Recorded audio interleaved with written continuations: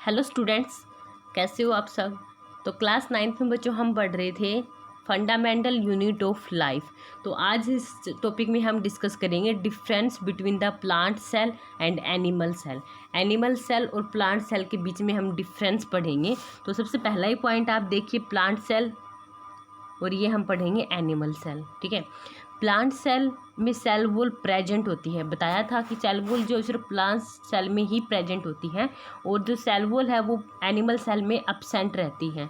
Outer membrane is cell wall, और इनकी जो आउटर मेम्ब्रेन है वो रहेगी बच्चों प्लाज्मा मेम्ब्रेन। ठीक है, clear. 2 point. Plastid are present autotrophic nature, इसमें प्लास्टिड प्रेजेंट होते हैं। प्लांट सेल के अंदर प्लास्टिड प्रेजेंट होते हैं जो कि कोई कलर प्रोवाइड करवा रहे हैं। ठीक है, जो फ्रूट्स के कलर होते हैं या फिर जो लीफ का कलर है ग्रीन, तो प्लास्टिड जो हमने कल ही डिस्कस किया था वो एक ऑटोट्रोफिक नेचर, यानी कि ग्रीन कलर देते हैं तभी प्लांट क्या करते हैं, अपना फूड सिंथेसाइज करते हैं।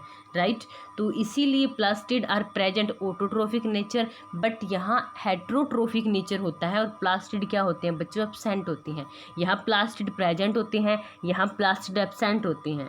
प्लांट का जो नेचर है वो ऑटोट्रोफिक होता है, और एनिमल्स का नेचर होता है बच्चों हेट्रोट्रोफिक, क्योंकि ये डिपेंड करते हैं दूसरों के ऊपर, और प्लांट अपना खाना खुद से बनाते हैं, इसलिए ये ऑटोट्रोफिक इन नेचर में होते हैं।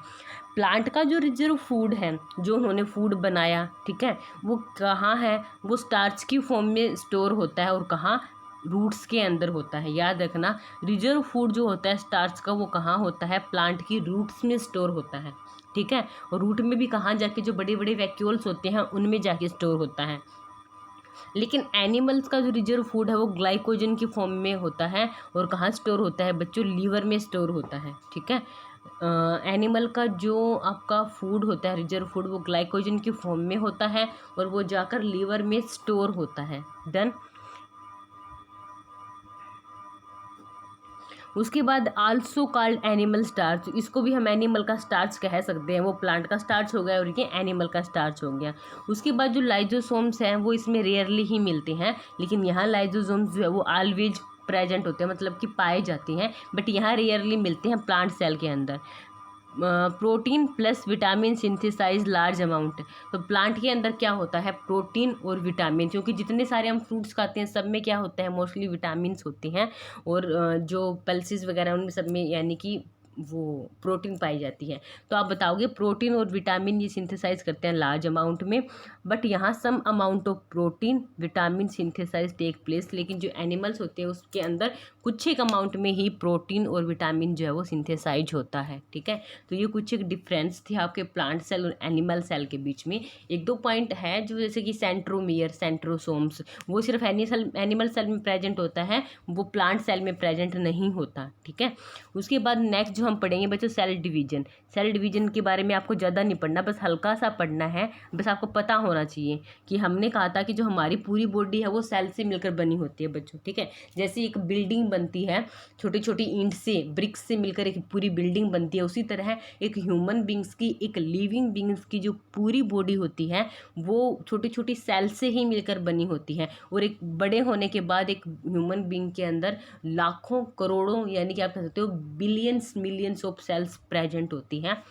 तो वो जो सेल्स हैं वो 1 से 2 कैसे होती हैं, पहले एक ही सेल थी, फिर 2 सेल बनी, फिर 4 बनी, फिर 8 बनी, फिर 16, फिर 32। इट मीन्स कि सेल्स क्या करती है, आपस में मल्टीप्लाई करती जाती हैं। ठीक है, डिवाइड करती हैं, मल्टीप्लाई करती हैं, तो उसी को ही कहते हैं सेल डिवीजन। वो कैसे होता है देखो, a process in which parent cell are divided into daughter cell. सबसे पहले एक सेल बनी, इस सेल का डिवीजन हुआ, कितनी सेल बनी बच्चों, 2 सेल बनी। एक सेल से कितनी सेल बन गई, 2 सेल, तो ये पेरेंट सेल थी, ये दोनों कैसी हो गई, डॉटर सेल। तो वो प्रोसेस जिसे पेरेंट सेल से डिवाइड होकर क्या बनती है, डॉटर सेल बनती है, सेल डिवीजन कहती हैं। उसके बाद first cell structure of body, zygote. सबसे पहली जो सेल बनती है बॉडी में, जाइगोट, मैंने बताया था ये आपको। 2 टाइप से बन होता है ये जो प्रोसेस है सेल डिवीजन का, एक होता है माइटोसिस के द्वारा और एक होता है मियोसिस के द्वारा। एक होता है माइटोसिस और एक होता है मियोसिस।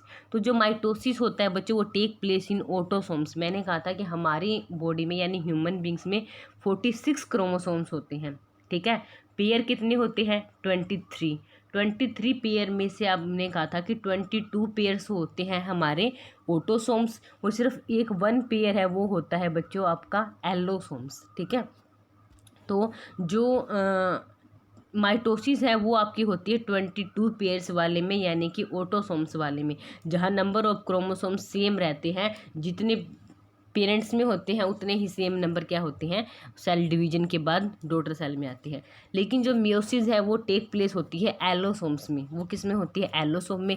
यहाँ जो नंबर होता है क्रोमोसोम्स का वो हाफ हो जाता है, अगर 46 है तो वो 23 ही ट्रांसफ़र होगा। ठीक है, तो यहाँ हाफ होता है। तो चलिए बढ़ते हैं नेक्स्ट। उसके बाद आपको ये नोट ध्यान रखना है कि जो ऑटोसोम्स हैं उनकी डिवीजन को हम सोमैटिक सेल भी कहते हैं, जो कि माइटोसिस, ऑटोसोम में कैसे डिवीजन थी माइटोसिस डिवीजन, इसको सोमैटिक सेल भी कहते हैं। ऐसे ही एलोसोम्स में कौन सी थी? मियोसिस, इसको कहते हैं गैमेट सेल या फिर सेक्स सेल डिवीजन। ठीक है, mitosis also called somatic cell division और meiosis also called reduction division. Somatic cell division का मतलब होता है सेम नंबर का आना, और रिडक्शनल डिवीजन का मतलब होता है जितने थे उनका हाफ नंबर आना। ठीक है, तो आज के लिए इतना ही।